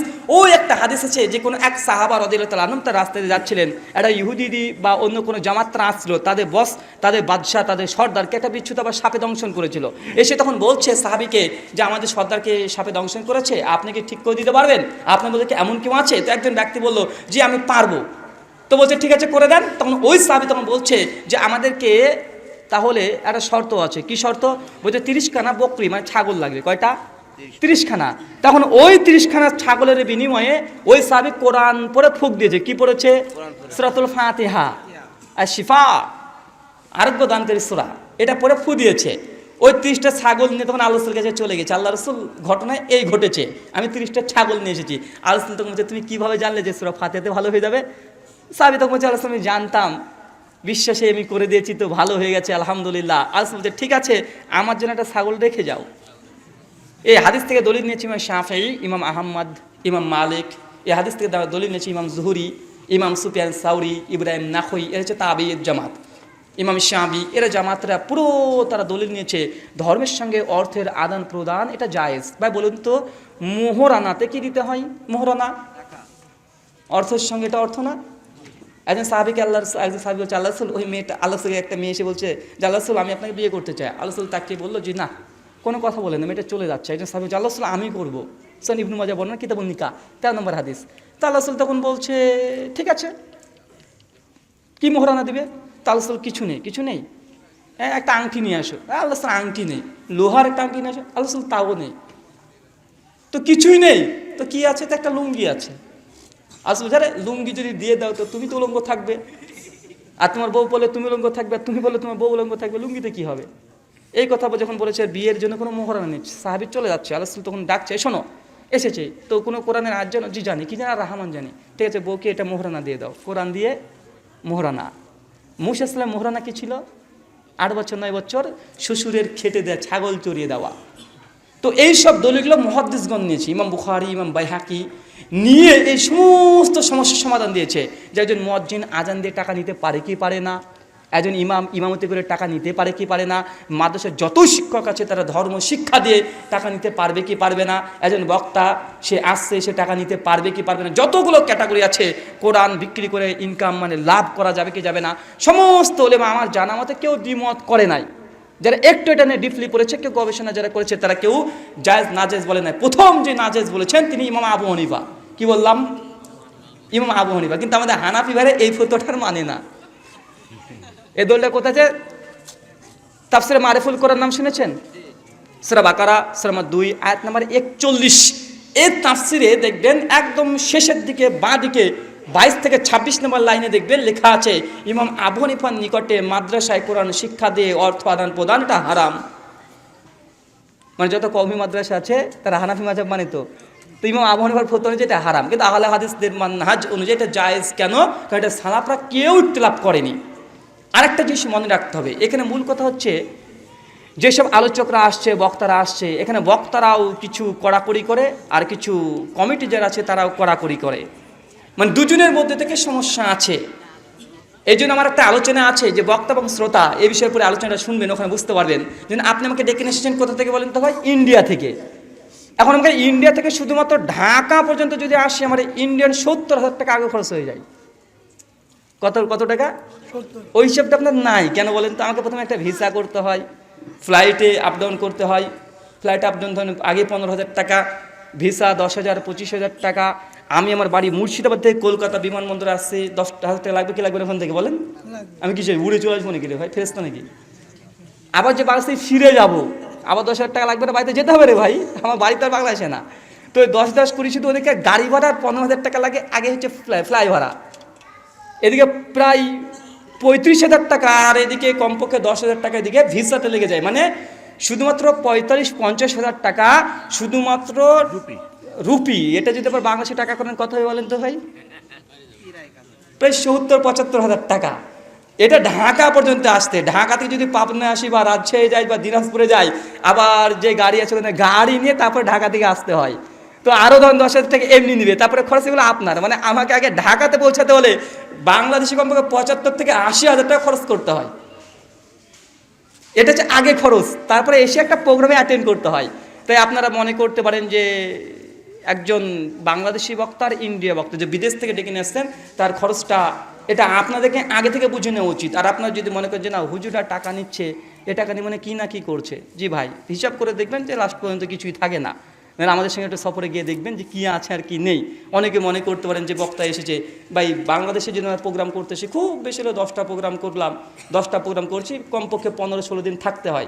এখানে থাকা খরচ, গাড়ি খরচ, বাড়ি খরচ সব লাগবে। আমার বাপের টাকা খরচ কি দাওয়াতে কাজ করতে পারবো না, যেটুকু করে ওটা ইউটিউবে ফেসবুক থেকে দেখে নিতে হবে। বাড়িতে বসে বসে লাইভ এসে বক্তৃতা দিয়ে চলে গেলাম, ওটা ফ্রি। জি জাযাকুমুল্লাহ। আমরা যে কাজগুলো করি ভালো ও খারাপ তাতে আল্লাহ করান, তাহলে খারাপ কাজের জন্য আমরা কেন দায়ী হব? ওয়ালাইকুম আসসালাম রহমতুল্লাহ বারকাতুহু। ভাই খুব কমন প্রশ্ন করেছেন। যেমন যেসব কাজ করি, ভালো কাজ খারাপ কাজ সবগুলো আমরা আল্লাহর পক্ষ থেকেই করি। ভাই ভালো কাজ খারাপ কাজ আল্লাহর হুকুমে করি, এ কথা কোরআন সে কোনো জায়গাতে নাই। আল্লাহ আপনার সামনে দুধও রেখেছে, মদও রেখেছে। আল্লাহ আপনাকে দিয়েছে ইচ্ছা শক্তি। কি দিয়েছে? ইচ্ছা শক্তি। ইচ্ছা শক্তির দ্বারা আপনি মদ খাবেন না দুধ খাবেন আপনার ব্যাপার, এটাই পরীক্ষা। পরীক্ষা হয় ইচ্ছা শক্তির। কিসের ভাই? ইচ্ছা শক্তি। ফেরেশতার ইচ্ছা শক্তি নাই, তার জন্য তার কোনো পরীক্ষাও নাই। আল্লাহ যে ভূত তৈরি করেছে সেই ভূত তারা চলবে, কিন্তু মানুষ আর জিনকে দিয়েছে ইচ্ছা শক্তি। মদের গ্লাস আছে, দুধও আছে, যেটা ইচ্ছে সেটা খান। আল্লাহ বলেছে মদ খাবি না, খেলে জাহান্নামে যাবে। দুধ খায় তো উপকার আছে, সূরা নাহল আয়াত নম্বর 69। আল্লাহ আপনাকে জারিও করে দিয়েছে। তা আল্লাহর হুকুমে হয় এ কথা সঠিক নয়। আল্লাহ ভালো মন্দের সৃষ্টি করেছে, ভালো কাজও আল্লাহ সৃষ্টি করেছে, খারাপ কাজ আল্লাহ সৃষ্টি করেছে। কিন্তু আল্লাহ সবসময় খারাপ কাজকে বলছে হারাম, এগুলো করলে তুই জাহান্নামে যাবে। তারপর যদি করেন, আপনি বিয়ে করে স্ত্রীর সঙ্গে সহবাস করেন, আল্লাহ বলছে নেকি এটা সাদকা। বউর সঙ্গে আপনি যদি শারীরিক সম্পর্ক করেন, ফিজিক্যাল রিলেশন করেন, আল্লাহ বলছে সাদকা। আর যদি আপনি বিয়ের আগে যদি ওই একই কর্ম করেন, এটাকে হচ্ছে ব্যভিচার করলে যদি যুবক হয়, অবিবাহিত হয়, 80 বেত্রাঘাত, বিবাহিত হলে তাকে হত্যা করতে হবে। এটা ইসলাম। আসবে সেটা স্পষ্ট হয়েছে। জি, প্রচলিত একটি কথা আছে, আদম আলাইহিস সালাম তার 1000 বছর আয়ু থেকে তার ছেলের জন্য 40 বছর দান করার প্রতিশ্রুতি করেন এবং শেষে আদম আলাইহিস সালাম অস্বীকার করেন যে সে তার আয়ু দান করেন নাই। ঘটনা কি সত্য? একটা এমন ঘটনা আছে আবু দাউদ তিরমিজি হাসান সনদে, যেটা দাউদ আলাইহিস সালামকে কেন্দ্র করে নবী আদম আলাইহিস সালাম তিনি কিছু বয়স দিয়েছিলেন। এই ব্যাপার নিয়ে আল্লামা নাসিরুদ্দিন আলবানী সনদকে হাসান বলেছে। তবে আদম আলাইহিস সালাম তার সন্তানকে বলেছে এমন হাদিস আমার জানা নেই। তবে নবী দাউদের ক্ষেত্রে আদমের কিছু বয়স আদমের কাছ থেকে আল্লাহ সুবহানাহু ওয়া তাআলা দাউদকে দিয়েছিল। তার নিজের সন্তান ওটা দাউদ।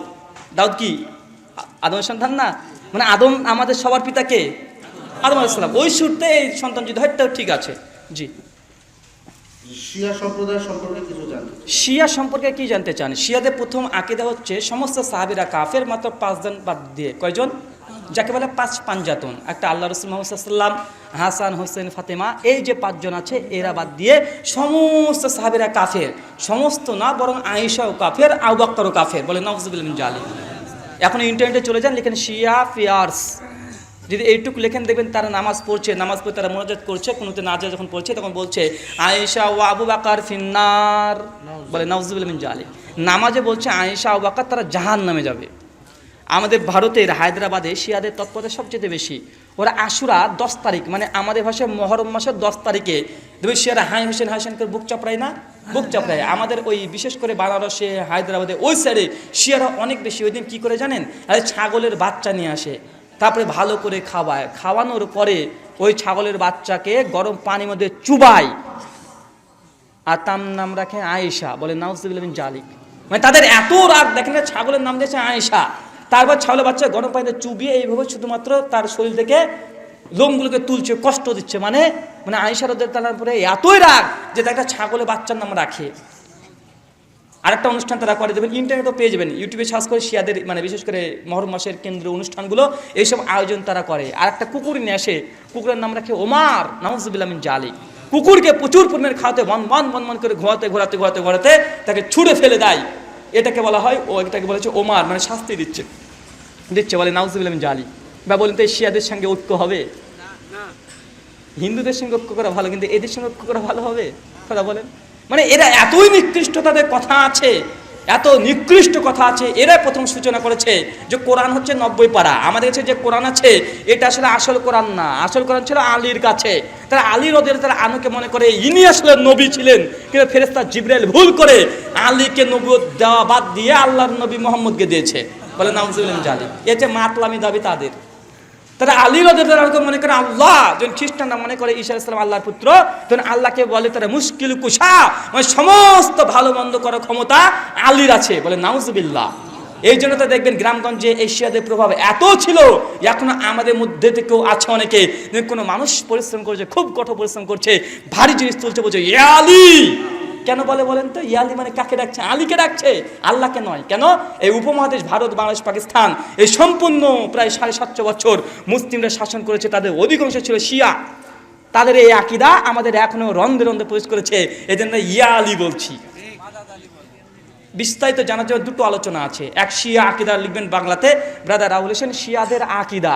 আমার 55 মিনিট করে প্রায় 100 মিনিটের কাছাকাছি আমার আলোচনা আছে। আলোচনা দুটো শুনবেন, ইনশাআল্লাহ ক্লিয়ার হয়ে যাবে যে তাদের এত নিকৃষ্ট আকীদা আছে, এদিকে মুসলিম বলাটাই খুব মুশকিল। তো মনে রাখবেন, সমস্ত শিয়ারা কাফের না, শুধু ফিরকায়ে নুসরিয়া, এদেরকে কাফের বলা যেতে পারে, কারণ এদের আকীদা একবারেই খারাপ। যদি শিয়াদের প্রভাব নেই, তাই এই ফিরকাগুলো সম্পর্কে হয়তো বা আপনারা জানেন না। বক্তৃতা শুনে স্পষ্ট ক্লিয়ার হয়ে যাবে। অনেক মহিলা মসজিদে নামাজ পড়ে, কিন্তু নামাজ শেষে বের হয়ে রাস্তায় দাঁড়িয়ে পুরুষদের সাথে গল্পগুজব করে, পর্দাও ঠিকমতো করে না। কোরআন ও হাদিসের আলোকে কিছু বলবে? ওই মেয়েটা নিজেও জানে এগুলো হারাম কাজ করছে। পবিত্র কোরআন সূরা হাজব আয়াত নম্বর 33, আল্লাহ মুহাম্মদ সাল্লাল্লাহু আলাইহি ওয়াসাল্লাম তিনি নারীদেরকে বলেছে তারা সবসময় বাড়িতে থাকবে। জাহেলিয়াতের যুগে নারীরা যেভাবে আলখেল বা ঘুরে বেড়াতো, এটা করবে না। এটা মুমিন নারীর বৈশিষ্ট্য। সূরা হাজব আয়াত নম্বর 59 আল্লাহ রাসূল বলেছেন, নবীজের স্ত্রী এবং মুমিন নারীদেরকে উদ্দেশ্য করে আল্লাহ বলেছেন যে তারা পর্দা দিয়ে, জিলবাব দিয়ে তার শরীরটাকে ঢেকে তার রাস্তাতে চলাচল করবে। সহিহ বুখারী হাদিস নাম্বার 1086 আল্লাহ রাসূল বলেছে, কোনো মেয়ে যখন রাস্তাতে সফর করছে, সফরপূর্ণ যে রাস্তা হয়, গার্জিয়ান ছাড়া একটা মেয়ে একা যেতে পারবে না। এটা আল্লাহ রাসূলের হুকুম। এখন এই হুকুমগুলো অমান্য করে কেউ যদি অনর্থক অপ্রয়োজনীয় কোনো কথা বলে রাস্তাতে দাঁড়িয়ে, তো এটা আল্লাহর ভাষাতে জাহেলিয়াতের যুগে যেসব নারীরা ছিল ওদের আচরণ, মুমিন নারীর এটা আচরণ হতে পারে না। পবিত্র কোরআন সূরা নূর সূরা নম্বর 24 আয়াত নম্বর 31 আল্লাহ রাসূল বলেছে, কোনো মুমিন নারী যখন কোনো পুরুষকে দেখবে, তারা তাদের লজ্জাস্থানকে হেফাজত করবে আর দৃষ্টিকে নিচু করবে। 30 নম্বর আয়াত পুরুষের জন্য বলা হয়েছে। তো সর্বদিক থেকে দেখা যায় যে কোনোভাবে অপ্রয়োজনীয় কোনো কথা কোনো নারীর সঙ্গে বলতে একজন পুরুষ পারে না। জি, তাসবিহ দানা দিয়ে তাসবিহ গণনা করা যাবে কি? তাসবিহ দানা দিয়ে তাসবিহ করা যাবে কি যাবে না, সৌদি উলামাদের মধ্যে এটা নিয়ে মতনৈক্য আছে। আবু দাউদের একটা হাদিসকে নিয়ে, শুনুন, আবু দাউদে 1504-5-6 নম্বর একটা হাদিস, যেখানে একজন সাহাবী তিনি কিছু দানা দিয়ে গণনা করতেন। এই হাদিসকে আল্লামা নাসিরুদ্দিন আলবানী তিনি যঈফ বলেছেন, কিন্তু শেখ শুআয়ব ইবনে হাসান বলেছে। এই হাদিসের তাহাকিকের কারণে দুটো রায় হয়ে গেছে সৌদি উলামা। তো আমার যেটা তাহাকিক, সেই তাহাকিক হচ্ছে এটা হচ্ছে বেটার, একজন যুবক টাটকা যে জানে, শিক্ষিত, যার ক্ষমতা আছে আঙ্গুল গোনার, সে তসবিহ ব্যবহার করবে না। কি বললাম? যার ক্ষমতা আছে, যে গুনতে পারে, সে তসবিহ ব্যবহার করবে না। কিন্তু যে বৃদ্ধ, সে গুনতেই পারে না, তার দ্বারা সম্ভব না, ভুলে যায় যে কত গুনলাম, এই যে তসবিহ ব্যবহার করে, এর জন্য জায়েজ। এটা দিয়েছে শেখ সালেহ আল উসাইমিনের ফতোয়া। আর আমার এই ফতোয়াটাকে মনে হচ্ছে সবচেয়ে কোরআন সুন্নাহর নিকটবর্তী, মানে একজন যুবক যে গুনতে পারে, যত দূর সম্ভব আপনি তসবিহকে পরিহার করেন, হাত দিয়ে গণনা করেন। কেন? মুসনাদ আহমদ বলছে, কিয়ামতের মাঠে আপনি যে হাত দিয়ে তসবিহ করেছেন, এগুলো সাক্ষী দেবে। আর বয়স্ক মানুষ মাজলুম, মাজলুমের জন্য সব জায়েজ, মদও জায়েজ হয়ে যায়। এমন এলাকায় চলে গেছেন, খাবার কিছু নেই, আছে শুয়োরের গোশত, তখন ওটা জায়েজ কি জায়েজ না? জান বাঁচার জন্য সূরা বাকারা 73 জায়েজ। তো এটা মাজলুম অবস্থায় তারা করতে পারে, এটা স্বাভাবিকভাবে বুজুর্গ দেখানোর জন্য টাটকা যুবক হাতে তসবিহ নিয়ে মাথায় টুপি মানে এগুলো না। জি, মোবাইলে বুখারী শরীফ, মুসলিম শরীফের অ্যাপ থাকে, সেগুলো করা যাবে কি? মোবাইলে বুখারী এবং মুসলিমের অ্যাপস থাকে, সেগুলো পড়া যাবে কি যাবে না? জি, মোবাইলে থাকলে পড়তে হবে, যাবে এরকম বলা যায়। দুটো সফটওয়্যার নাম বলতে পারি, অ্যাপের নাম বলতে পারি বাংলাতে। যেটা একটা আছে হাদিস, বাংলা হাদিস বিডি, যেটা একটা আছে, এটা খুব অথেন্টিক, এটা পড়তে পারেন। একটা আই হাদিস বলে একটা সফটওয়্যার আছে, এটা অথেন্টিক। যদি উর্দু পড়তে চান, ইসলাম 360 পড়েন। যদি আরবি পড়তে চান, মাকতাবায়ে শামেলা পড়েন। যদি ইংলিশ পড়তে চান, তাহলে আস-সুন্নাহ একটা অ্যাপস আছে, এখান থেকে পড়তে পারেন। যেটা ইসলাম 36, যেটা উর্দু আছে, এখানে হাফেজ জুবাইর আলী জাই রাহিমাহুল্লাহর সমস্ত হাদিসের তাহাকিক আছে। আর যেটা মাকতাবায়ে শামেলা যদি পেয়ে যান, তার কোনো বিষয়ই নাই, সব বইয়ের মধ্যে আছে। মানে আল্লামা নাসিরুদ্দিন আলবানী যে গবেষণা করে বসে গবেষণা করতেন, মাকতাবায়ে শামেলা এই অ্যাপটাতে সব কটা আছে, আলহামদুলিল্লাহ। জি, সব ধরনের ভিক্ষুককে ভিক্ষা দেওয়া যাবে কি না? সব ধরনের ভিক্ষুককে ভিক্ষা দেওয়া যাবে কি যাবে না? আগে ভিক্ষুক পাওয়ার হকদার মুসলিম কারা? যেসব মুসলিম দুর্বল অসুস্থ আছে তারা, তারপরে অমুসলিম, এটা ক্যাটাগরি ভাগ করতে হবে। যেমন একজন আহলে হাদিস হচ্ছে, একটা হানাফি ভাইরা আছে, দুটো হোটেল আছে, কোন হোটেল আগে খাবেন কথা বলেন? অনেকে প্রশ্ন করে যে হানাফিদের হোটেল হট খাওয়া যাবে কি যাবে না? যাবে রে ভাই, হারাম না। তবে গুড বেটার বেস্ট তিনটে শব্দ আছে না ভাই, কোনটা চেটে কোনটা ভালো। তো ভিক্ষুক যারা ভিক্ষা করছে, এটা মনে হবে ইসলামের সবচেয়ে নিকৃষ্ট জায়েজের মধ্যে ভিক্ষাবৃত্তি করা, এটা একটা নিকৃষ্ট কাজ। এটা ইসলামে জায়েজ করেছে, যেমন জায়েজের নাজেজ হতে গিয়ে বাই চান্স জায়েজ আল্লাহ করে দিয়েছে, আল্লাহ রহমান, এটা প্রমাণ। তাই ভিক্ষাবৃত্তি এমনি হারাম, যারা করছে এটা হারামের মধ্যে জায়েজ কাজ, কথা বুঝতে পারছেন? তবে এটা হারামের গুনাহ সেই ব্যক্তি পাবে না। এখন প্রথমত দেখবেন কোনো মুমিন ব্যক্তি, মুসলিম ব্যক্তি, দরিদ্র গরিব, তাকে যদি আপনি দান করতে চান, দান দেন। তারপর দেখছেন যে না, সুস্থ হাঁকটা কাটনা আছে, ওকে বলেন যে ভাই আমার বাড়িতে কাজের লোক লাগবে, আই তোকে এত টাকা দেবো, ও কিছু দাওয়াত দেন, কিছু বলেন। তারপর যখন হাত পেতেছে, খালি হাতে ফেরানোর দরকার নেই, তাকে আপনি দান করে দেন। জি। মসজিদের ইমাম বিদআত করলে মুসল্লিদের করণীয় কি? মসজিদের ইমাম যদি বেদাত করে, মুসল্লিদের করণীয় কি? প্রথম হচ্ছে নসিয়া, তাকে বোঝান এটা বিদাত। গিয়ে হকাম করে গরম হয়ে ইমাম সাহেব আপনি পাকা বেদাতি, এই কথা প্রথমে বলে ইমাম সাহেব আপনাকে এমনি মেরে দিবে। তোর বাপ আমার পেছনে নামাজ পড়ে মরে গেল, তুই দুদিনের ছেলে আমাকে এই কথা বলছিস, মারবার থাপ্পড়। এর জন্য দাওয়াত দেওয়ার জন্য এই কথা বলবেন না, আপনি পাকা বেদাতি, আপনি মুনাজাত করেন, এই কথা বলবেন না। ওনাকে বোঝানোর চেষ্টা করেন, হিকমা ব্যবহার করেন। যদি হিকমা ব্যবহার করেন ফল পাবেন। হঠাৎ যদি আপনি গরম হয়ে যান, যুবক ক্ষমতা দেখাচ্ছেন, ইমাম সাহেব জিন্দেগিতে সে পরিবর্তন হবে না, বরং এর বিপদ আছে, আশঙ্কা আছে। আর এটাই আমাদের সমাজে বেশি হয়। 2-4 দিন আমরা পড়াশোনা করে সব কিছু জেনে নিয়েছি বলে এমনভাবে ইমামকে গিয়ে ঝাঁপিয়ে বলছি, ইমাম সরে গিয়ে মারামারি পেতে যায়। তো এখানে একটু হিকমা অবলম্বন করতে হবে। প্রথম ইমামকে যদি আকীদাগত বিদাতি হয়, তাকে ভালোভাবে বোঝান। যদি আমলগত বিদাতি হয়, তারপরেও বোঝান। যদি একজন ব্যক্তি, একজন ইমামের আকীদা বিশুদ্ধ, আকীদা সহি, কিন্তু আমলগত কিছু বিদাত আছে, মনে আমলগত বিদাতির পেছনে নামাজ জায়েজ, কি বললাম কথা বলেন? যে ব্যক্তির আকীদা বিশুদ্ধ কিন্তু আমলগত কিছু বিদাত আছে, এই মসজিদে ইমামের পেছনে নামাজ পড়া জায়েজ। সহিহ বুখারী 694 নম্বর হাদিস, ইমাম বুখারী একটা অধ্যায় রচনা করেছে বেদাতি এবং ফিতনাবাজ ইমামের পেছনে নামাজ বৈধতার হুকুম। এরপর দেখবেন সহিহ বুখারীতে একটা অধ্যায় আছে। তাই একটা বাংলাতে বই আছে, আমাদের উস্তাদ পাকিস্তানের একজন আলেম হাফেজ জুবার আলী জাই রাহিমাহুল্লাহ, তিনি মৃত্যুবরণ করেছেন। তার একটা বই আছে, যে বাংলাতে বইটা অনুবাদ হয়েছে, কামাল আহমেদ অনুবাদ করেছে, বিদাতি ইমাম হোসেন সালাতের বিধান। চমৎকার বই, তৌহিদ প্রকাশন থেকে বইটা ছাপিয়েছে, প্রায় 150 পৃষ্ঠা, বইটা কিনবেন। জি জি। আপনাকে দ্বিতীয় ডাক্তার জাকির নায়েক বলা হয়, এই ব্যাপারে আপনার মন্তব্য চাই। আমাকে জেলখানাতে ঢোকানো একটা পরিকল্পনা, অন্য কিছু না। মানে এমনি আপনাদের বাংলাদেশে তার নামে একটা হোলি আর্টিজানের কেস দিয়ে তাকে ঢুকিয়ে দিয়েছে। এখন কোথায় ইন্ডিয়াতে নিষিদ্ধ, গোটা দেশে নিষিদ্ধ। এখন যদি আমাকে ছোট জাকির নায়েক, বড় জাকির নায়েক, জুনিয়র জাকির নায়েক, জাকির নায়েকের অনুরূপ লাগানো, মানে জেলে ঢোকানো খুব তাড়াতাড়ি আপনাদের সব। আমি এর জন্য প্রথমে ভিডিও বার্তা দিয়ে বলেছি, ভাই জাকির নায়েক যদি আমাকে মনে হয় অন্তরে থাক, প্রকাশ করেন না, করলে আমার বিপদ। তাই এগুলো বলবেন না, জাকির নায়েক জাকির নায়েক। আমি তো ভাই, আমি ব্রাদার, আমি আপনাদের ভাই, তো আমি ভাই হতেই চাই। এইগুলো লেভেল লাগানো মানে আমি মনে করবো দাওয়াতে একটা প্রতিবন্ধকতার সৃষ্টি হয়, কথা বুঝতে পারছেন? কেন এই নামটাতে অনেক মানুষ অ্যালার্জি আছে না, নেই কথা বলেন? আছে। এই নামটাকে আজকে ওয়ান্টেড বানিয়ে দিয়েছে, যদিও নামটা দেখে অনেক মানুষ ভয় করে।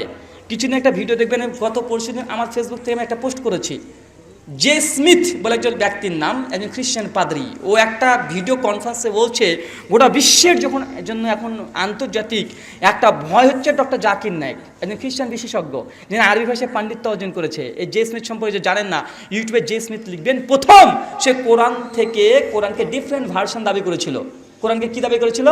ডিফারেন্ট ভার্সন, মানে কোরআনের বিভিন্ন, কোরআনের মধ্যে পার্থক্য আছে দিয়ে একটা আমাদের এটাকে বলা হয় হাফস কোরআন। কি বললাম? এটা কি কোরআন? এটা হাফস কোরআন, হিফস না, হাফস ভার্সন, মানে হাফস এটাকে বর্ণনা করেছে, রেওয়ায়াত করেছেন। আর একটা কোরআন আছে যেটা মিসরিরা পড়ে, সেটাকে বলছে ওয়ার্স কোরআন।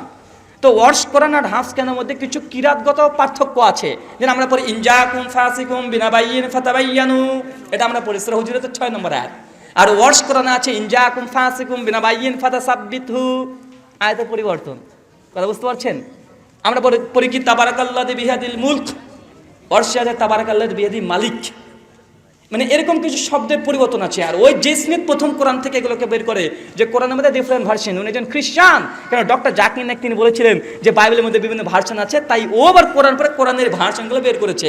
মানে আপনাকে বোঝাচ্ছি এই জে স্মিথ যেমন কোনো ব্যক্তি আমাদের মতন হুজুর না, আরবি পুরো বিশেষজ্ঞ একজন ব্যক্তি গোটা কোরআন থেকে ভার্সন বের করেছে। মানে কত বুদ্ধি দেখেছেন। এই ব্যক্তির কিছু নেই, ভিডিও ভাইরাল হচ্ছে, বলছে গোটা বিশ্ব জগতের জন্য একটা মানে ভয়, খ্রিস্টানদের সবচেয়ে যে ভয় সে হচ্ছে ডক্টর জাকির নায়েক। উনি আশ্চর্য হয়ে বলছেন যে ডক্টর জাকির নায়েক যে কাজ করে দিয়ে গেছে আমাদের খ্রিস্টানদের 100 বছর যেমন দাওয়াত দিই, তাও আমরা মানুষের মন থেকে ডক্টর জাকির নায়েকের দাওয়াতের প্রভাব আমরা ধ্বংস করতে পারবো না। খ্রিস্টানরা বুঝেছে ডক্টর জাকির নায়েক কি মুসলিমের বাচ্চা বলে ও নাকি ইহুদির দালাল।